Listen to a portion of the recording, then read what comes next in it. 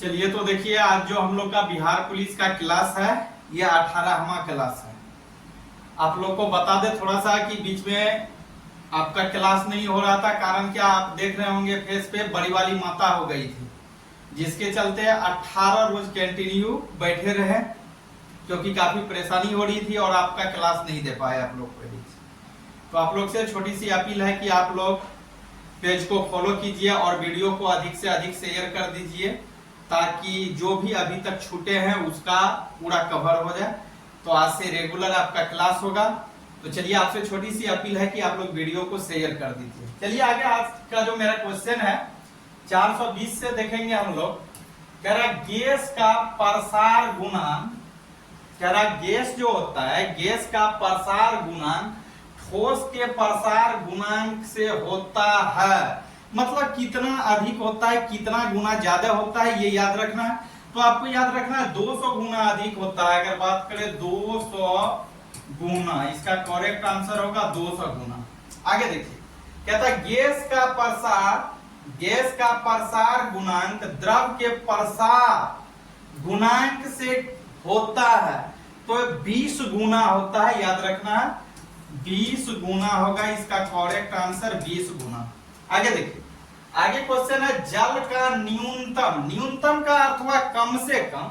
पूछ रहा है जल का न्यूनतम आयतन तथा अधिकतम घनत्व होता। तो जल का कम से कम न्यूनतम आयतन जो होगा वो होगा 4 डिग्री सेंटीग्रेड। 4 डिग्री सेंटीग्रेड याद रखना। आगे देखिए, कह रहा है ऊष्मा संचरण की कितनी विधियां हैं। तो ऊष्मा संचरण की विधियां जो होती है वह 3 है, याद रखना है। ऊष्मा संचरण की विधियां 3 है। वो कौन कौन है? चालन है, विकिरण है और संवहन है। याद रखना है, चालन यहां दिया हुआ है, विकिरण और एक होता है संवहन। चलिए आगे क्वेश्चन देखिए। आगे आपका क्वेश्चन दिया हुआ है,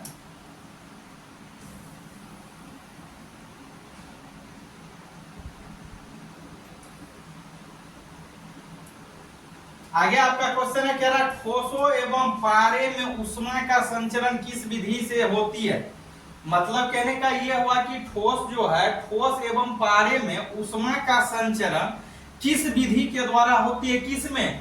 ठोस और ऊष्मा में। याद रखना, ठोस और पारे में ऊष्मा का संचरण अगर पूछेगा किस विधि के द्वारा होता है, किस माध्यम के द्वारा होता है, तो आपको याद रखना है विधि जो होती है चालन विधि या चलनी विधि भी बोल सकते हैं हम। आगे देखिए क्वेश्चन,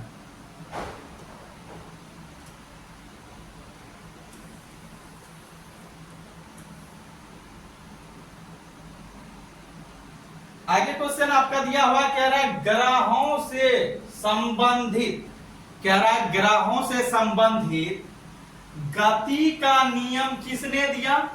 तो ग्रह से संबंधित गति के नियम जो दिए थे केपलर महोदय ने। याद होगा आपको, केपलर महोदय ने दिया था, याद रखना है केपलर महोदय जी ने दिए थे। आगे देखिए क्वेश्चन, बिजली के बल्बों के निष्क्रिय गैस किस विधि से भरी जाती है। मतलब बिजली की बल्ब जो होती है उस बिजली बल्ब में निष्क्रिय गैस भरी रहती है, यह भरी होती है, लेकिन किस विधि के द्वारा उस बिजली बल्ब में निष्क्रिय गैस को भरी जाती है। याद रखना है, तो संवहन विधि द्वारा। करेक्ट आंसर क्या होगा? संवहन विधि। आगे देखिए, कहता वायुमंडल गर्म किस विधि द्वारा होती है। ये जो वायुमंडल है ये वायुमंडल गर्म होती है। तो गर्म होने का कारण क्या है कि किस विधि के द्वारा, किस विधि के कारण से वायुमंडल गर्म होता है। तो याद रखना है संवहन विधि ही होगा इसका करेक्ट आंसर, संवहन विधि। आगे देखिए,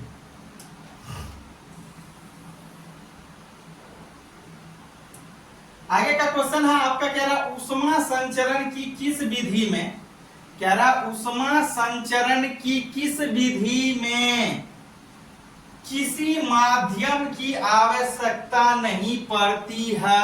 याद रखिए फिर से क्वेश्चन, कह रहा ऊष्मा संचरण किस विधि में किसी माध्यम की आवश्यकता नहीं पड़ती है।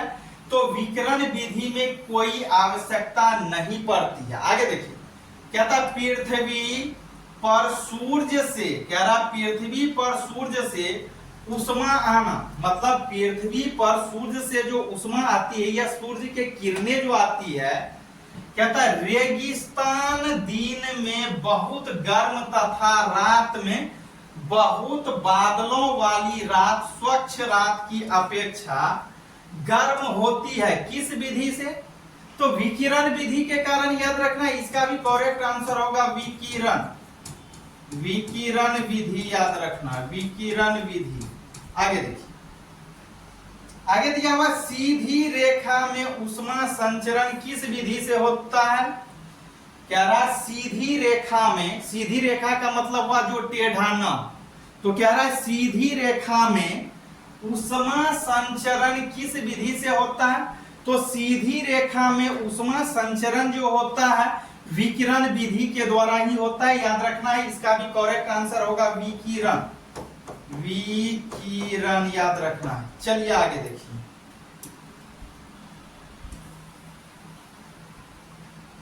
गर्मी भी काफी ज्यादा है। आगे का क्वेश्चन आपका दिया हुआ है, कह रहा वस्तु